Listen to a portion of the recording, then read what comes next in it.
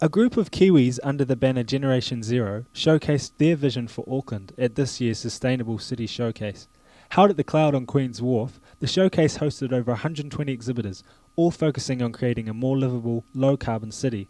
Generation Zero has worked to get young people to vote in this year's local body election. They've also developed a public transport plan for Auckland called the Congestion Free Network.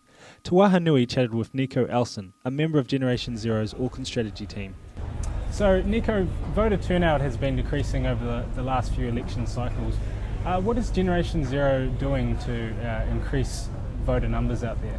Yeah, so what we pretty much did, it was a nationwide effort to really try and make it clear for people that they do have choices in local elections, and that local candidates, even though they're so boring at times, actually have really exciting decisions to make about our cities in particular. And so what we tried to do is pull out lots of the things that we cared about and talk to the candidates about them, grade their answers, and then just get those simple A+, B+, D- grades out to them. Can you tell us a little bit about the Congestion Free Network? What will it mean for Aucklanders? Yeah, so what the Congestion Free Network was that there's this really big, boring council plan called the Integrated Transport Plan. And that's pretty much a wish list of every politician pretty much puts their pet project on it. And that blew out to $68 billion, which is about the same budget as the government for 1 year. So that's a huge amount of money, and it's something our generation was worried about. The other thing is that they did modelling on what that program would do.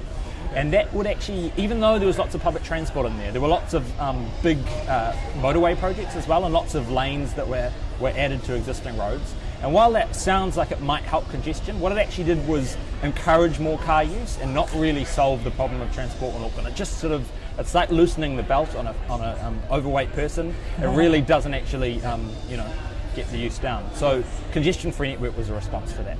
How will the Congestion Free Network make Auckland a lower carbon city? What this did was pull out the good public transport system projects and put it together as a network and say, look, if we focus on this for the next 10 years, we can actually reduce emissions and give people choice. And that was the really key thing, that we don't want to force people into using public transport, but we want it to be that good that it's just the thing that everyone uses to get around.